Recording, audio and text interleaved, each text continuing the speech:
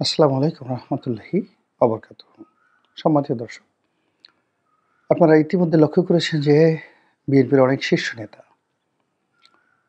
আওয়ামী লীগের রাজনীতি প্রতিষ্ঠা করার জন্য নানা রকম ফর্মুলা দিচ্ছেন।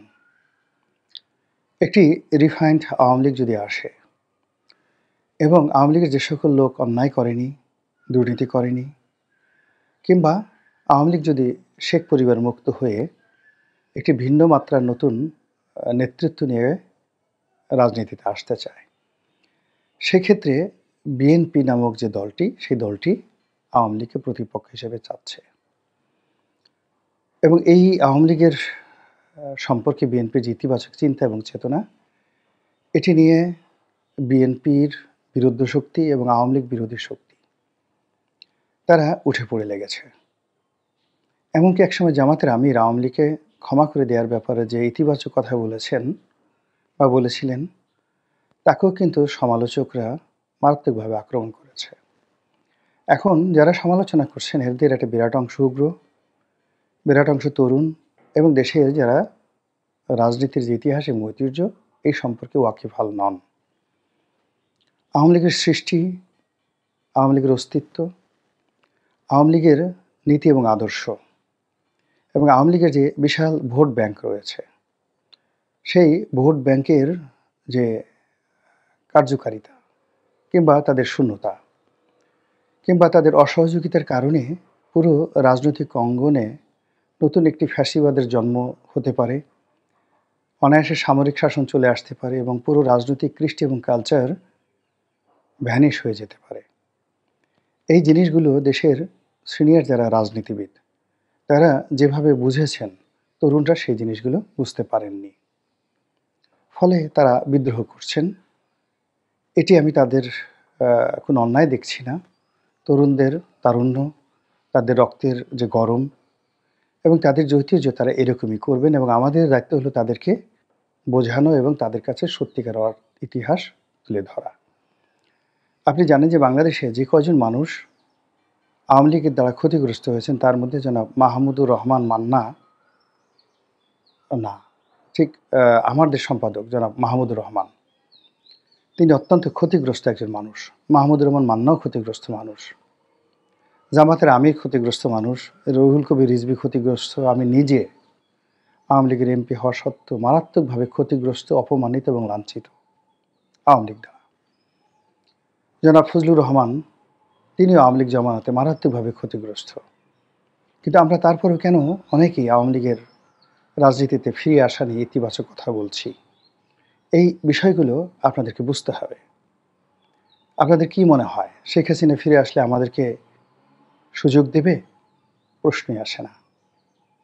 বরং তার জমানাতে তার যে পতন হয়েছে, আমাদের মতো কিছু মানুষের কথা, লিখনি, এটা ফ্রান্সে যেভাবে রুশোর বক্তব্য দ্বারা পুরোটা রেভলিউশন হয়েছিল, বাংলাদেশে আমি গোলাম মোল্লা রনির মতো এরকম শত শত কলম যোদ্ধা, শত শত কণ্ঠযোদ্ধা, যাদের কারণে রাত জেগে জেগে গত 12 বছর, 13 বছর, 15 বছর ধরে আমরা মানুষের স্মৃতিপটে আওয়ামী লীগ সম্পর্কে যে নেতিবাচক ধারণা তৈরি করেছি, তার জন্য দুনিয়ার সব মানুষ ক্ষমা করলেও শেখ হাসিনা ক্ষমা করবেন না। তা সত্ত্বেও আমরা আওয়ামী লীগকে চাচ্ছি। বোঝার চেষ্টা করুন, যখন শহীদ প্রেসিডেন্ট জিয়াউর রহমান ক্ষমতায় এলেন, যারা বিএনপি করেন তাদের খুব মনোযোগ সহকারে শুনবেন। বিএনপি করলে যে তারা বিএনপি ভালো জানেন, নট লাইক দ্যাট। বিএনপির ইতিহাস অনেকেই বিএনপি যারা করেন জানেন না। বিএনপির মূল যে থিম, বিএনপির মূল যে গঠনতন্ত্র, 4 জন লোক দ্বারা এটি গঠিত হয়েছিল। 1 নম্বরে ছিলেন ফরিদপুরের আব্দুল হামিদ চৌধুরী। আপনারা জানেন তিনি কে? তিনি আওয়ামী লীগের ফাউন্ডার, সাংগঠনিক সম্পাদক, বঙ্গবন্ধুর ক্লাসমেট, ঠ্যাঙ্গামারির জমিদারের সন্তান, 1954-এ প্রথম এমপি হয়েছিলেন।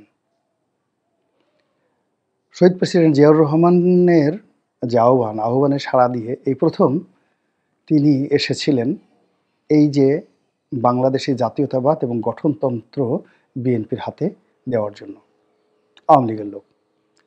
এরপরে কে এসেছিলেন? জনাব ফেরদৌস আহমেদ কুরেশি, ডাকসুর ভিপি। ডাকসুর ইতিহাসে ওনার মতো এত মেধাবী লেখাপড়া জানা মানুষ কেউ আসেননি। এরপর কে ছিলেন? মাহফুজা নামের আব্বা আবুল মনসুর আহমেদ, আওয়ামী লীগের নেতা। সাবেক প্রধানমন্ত্রী, যুক্তফ্রন্টের প্রধানমন্ত্রী আতাউর রহমান, আওয়ামী লীগের নেতা।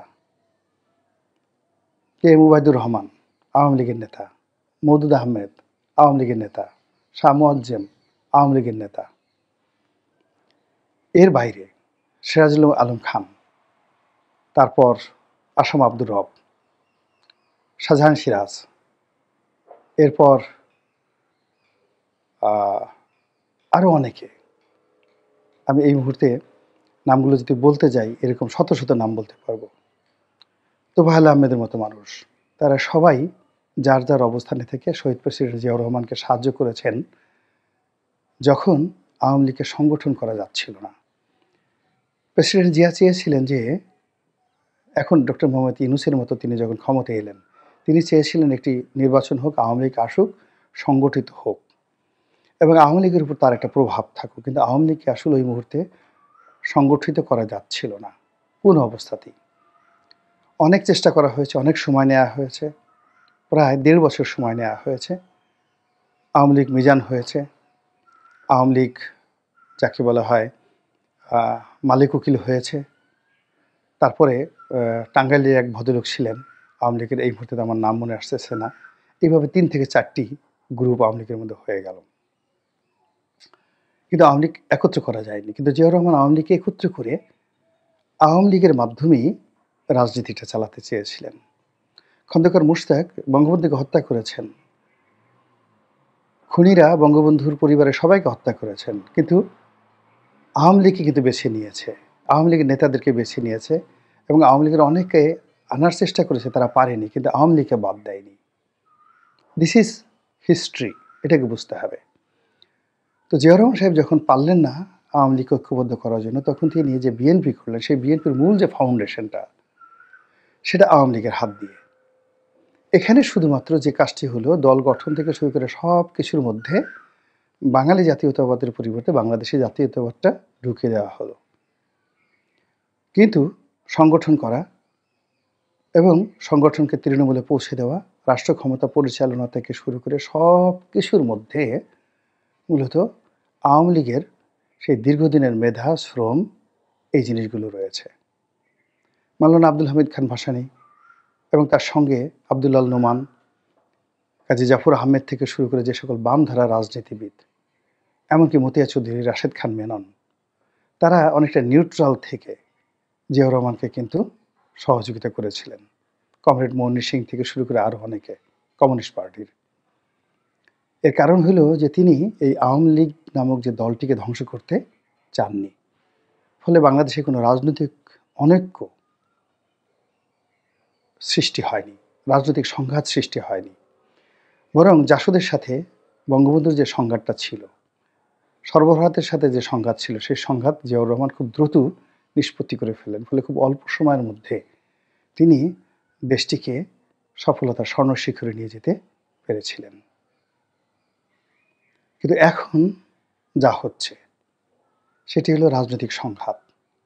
এই সংঘাত হলে ইউনূস সাহেব টিকবেন না, এই সংঘাত হলে ছাত্ররা টিকবেন না, এই সংঘাত হলে আবার নকশাল তৈরি হয়ে যাবে, আবার আল কায়দা তৈরি হয়ে যাবে, আবার আইএস তৈরি হয়ে যাবে। এটা বিএনপির লোকজন বুঝেন, এটি আমার দেশের মাহমুদুর রহমান বোঝেন, এটি মাহমুদুর রহমান মান্না বোঝেন, আমাদের মতো লোকজন আমরা বুঝি। এই জন্য আমরা একটা রাজনৈতিক কালচার তৈরি করার চেষ্টা করছি, শেখ হাসিনা বা শেখ পরিবার বা এস আলমদের মতো দুর্নীতিবাজদেরকে প্রতিষ্ঠা করার জন্য নয়। যখন এরকম একটা পরিশুদ্ধ পরিবেশে রাজনীতি করার সুযোগ আসবে, বিশ্বাস করেন যে আবর্জনাগুলো একবার ডাস্টবিনে চলে গেছে, সেগুলো আর কখনো বাংলাদেশে ফিরে আসতে পারবে না। 1973 থেকে 1975 পর্যন্ত বঙ্গবন্ধুকে যারা ডুবিয়েছেন, যে সমস্ত কুলাঙ্গার, খোঁজ নিয়ে দেখেন তারা এখন পর্যন্ত রাজনীতিতে প্রতিষ্ঠিত হতে পারেনি। 2009 থেকে 2025 সন পর্যন্ত, 24 সন পর্যন্ত যে সকল কুলাঙ্গার শেখ হাসিনাকে আওয়ামী লীগকে ডুবিয়েছে, তারা কোনোদিন রাজনীতিতে আসতে পারবে না। কিন্তু এদেশের রাজনীতি যদি টিকিয়ে রাখতে হয়, অবশ্যই অবশ্যই আওয়ামী লীগকে লাগবে। এবং বিএনপির সিনিয়র নেতৃবৃন্দ যেভাবে এই বিষয়টি বুঝতে পেরেছেন, সেভাবে বিএনপির তৃণমূল যদি বুঝতে পারেন এবং তারা যদি শহীদ প্রেসিডেন্ট জিয়াউর রহমানের রাজনীতিটিকে আপহোল্ড করে একটি পরিশুদ্ধ রাজনীতি তৈরি করেন, তাহলে বিএনপির মধ্যে যে সকল এসালম আছে, বিএনপির মধ্যে যে সকল দরবেশ আছে, তারাও এই দেশ ছেড়ে পালাবে, তাদেরও কবর রচিত হবে। যারা তরুণ বন্ধু এখন নেতৃত্ব দিচ্ছেন, আল্লাহ মানুষের হাতে হঠাৎ করে নেতৃত্ব দেন এবং এই নেতৃত্ব বেশি দিন থাকে না। যদি মানুষ এটার ওয়াম্মা বিনিয়ামতে রব্বিকা ফাহাদ্দিস, মানুষ যদি সেই নেতৃত্বের শুকর গুজার করতে না পারে। এখন হঠাৎ করে হক মহলা, হঠাৎ করে আল্লাহ, হঠাৎ করে আইএস, হঠাৎ করে তালেবান, হঠাৎ করে পাকিস্তান জিন্দাবাদ, ইনকিলাব জিন্দাবাদ, এই জিনিসগুলো আবেগী কথাবার্তা। এগুলো দিয়ে বিশ্বাস করেন পৃথিবীতে একটা ছোট সামন্ত রাজ্য প্রতিষ্ঠিত হয়নি। আপনারা অবাক হয়ে যাবেন যে ইসলামের ইতিহাসের সবচেয়ে যাকে জিন্দাওলি বলা হয়, আওরঙ্গজেব, সে আওরঙ্গজেবের 53 বছর তিনি ভারতবর্ষ চালিয়েছেন। তার রাজ্যের সমস্ত বিখ্যাত উজির, আমির, ওমরা সবাই ছিলেন হিন্দু, শিখ, বৌদ্ধ, খ্রিস্টান, এমনকি ইংরেজ, ফার্সি, এমনকি ইহুদি। এবং তিনি শত শত হাজার হাজার মন্দির তিনি দিল্লির রাজকোষ থেকে সেগুলোকে নিয়মিত মাসোয়ারা দিয়ে চালাতেন। রাজনীতি ভিন্ন একটা বিষয়।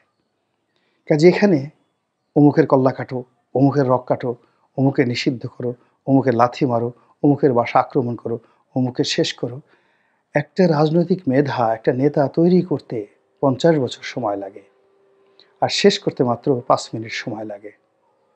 এই বাংলাদেশ আলটিমেটলি শেখ হাসিনার কারণে নেতৃত্ব শূন্য হয়ে পড়েছে। 21 আগস্টের গ্রেনেড হামলার কারণে অনেক নেতৃত্ব শূন্য হয়ে পড়েছে।